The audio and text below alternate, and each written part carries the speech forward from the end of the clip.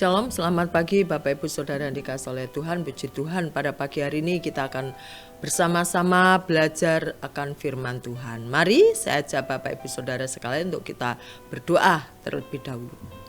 Terima kasih Tuhan, kami bersyukur karena apapun yang terjadi dalam kehidupan kami sesungguhnya Engkau memberikan yang terbaik. Biarlah hari lepas hari kami senantiasa mengingat kebaikan Tuhan yang tiada pernah putus-putusnya yang tercurah, yang melimpah dalam kehidupan kami. Terima kasih, tenangkan teduhkan hati dan pikiran kami, jamah kami, supaya hidup kami senantiasa mengucap syukur kepada Tuhan. Di dalam nama Tuhan Yesus, haleluya, amin. Bapak Ibu Saudara yang dikasihi oleh Tuhan, figur gembala pasti semua tahu ya. Ada gembala yang baik, tentunya ada pula gembala yang tidak baik ya. Tetapi pada pagi hari ini kita akan belajar bersama-sama di dalam Mazmur 23, yaitu Tuhan adalah gembala yang baik. Dan pada pagi hari ini saya akan memberikan judul yaitu Gembala yang Baik. Bapak Ibu Saudara yang dikasihi oleh Tuhan, seperti tadi di awal saya katakan, kalau gembala yang baik pasti dia itu peduli akan domba-dombanya. Saya melihat di jalanan ya, gembala itu bersama domba-dombanya berjalan beriring-iringan ya. Gembala ada yang di belakang karena dia harus perhatikan jangan-jangan ada atau kurang salah satu dombanya, jadi dia tahu ya. Nah, di sini kalau kita melihat ada gembala yang tidak baik, yaitu gembala upahan. Ya, pekerja saja ada, pekerja tetap dan pekerja harian lepas. Ya. Nah, kalau kita berpikir apa sih untungnya menjadi gembala upahan itu, tentu mereka akan berpikir secara untung dan ruginya. Kalau kita menjadi gembala upahan, pasti kita berpikir, untungku apa ya?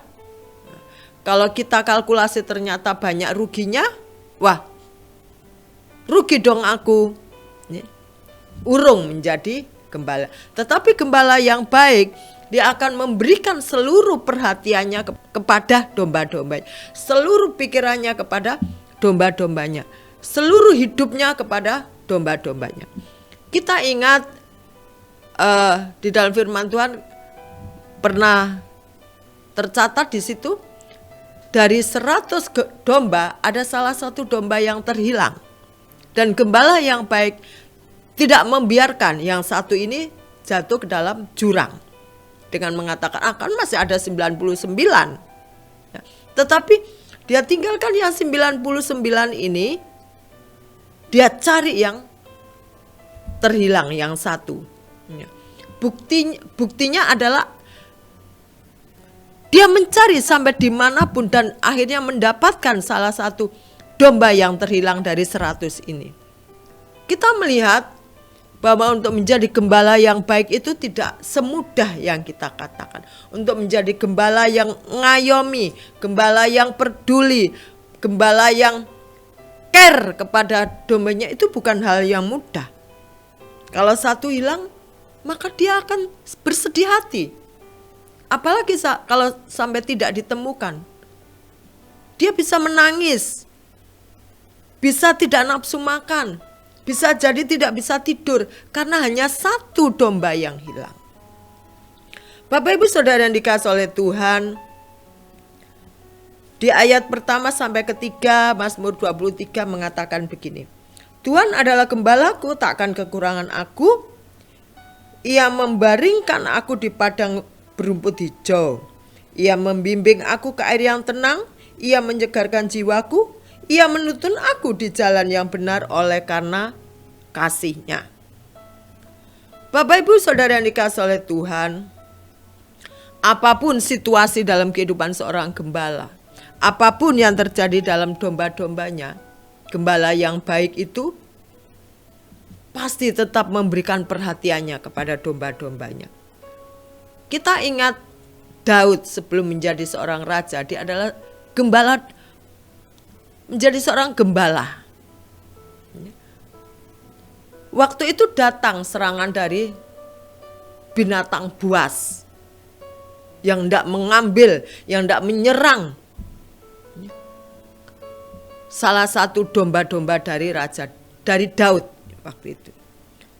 Daud bukan biarin aja satu dimakan harimau, kan masih ada yang lain. Tetapi rasa tanggung jawab yang dimiliki oleh Daud, ya, dia lawan singa itu. Dia lawan. Sampai akhirnya salah satu dombanya tidak jadi diterkam oleh binatang buas.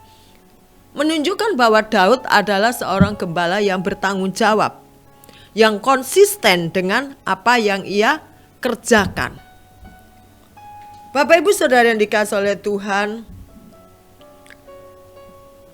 mungkin bisa jadi terjadi dalam kehidupan kita sebagai kawanan domba.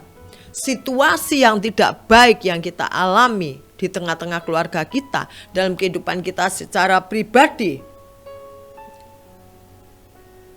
Tetapi hal itu tentu jangan sampai membuat kita, ya, berubah pikiran, berubah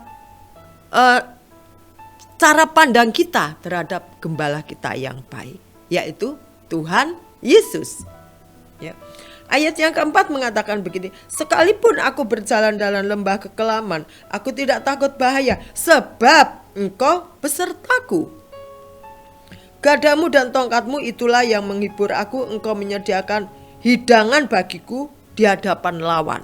Ya, puji Tuhan, sekalipun aku berjalan dalam lembah kekelaman, aku tidak takut bahaya, sebab Engkau besertaku. Ya. Di sini domba ini merasakan adanya hubungan yang erat, hubungan yang intim dengan sang gembala. Dikatakan di dalam Injil Yohanes, domba-domba mengenal suara gembala-gembala. Dan gembala-gembala juga tahu domba-dombanya itu adalah suatu hubungan yang sangat akrab, yang sangat dekat sekali. Ibrani ayat 7, Bapak Ibu, mengatakan begini, ingatlah akan pemimpin-pemimpin kamu yang telah menyampaikan firman Allah kepadamu, perhatikanlah air hidup mereka dan contohlah iman mereka. Pemimpin-pemimpin kita siapa? Kalau di gereja tentu gembala kita. Secara pribadi kita tentu Tuhan Yesus. Bagaimana dia menjadi teladan hidup kita dalam kesetiaannya kepada kita. Bapak Ibu, mengapa sih kita harus mau digembalakan oleh gembala yang baik? Kita bisa hidup saja.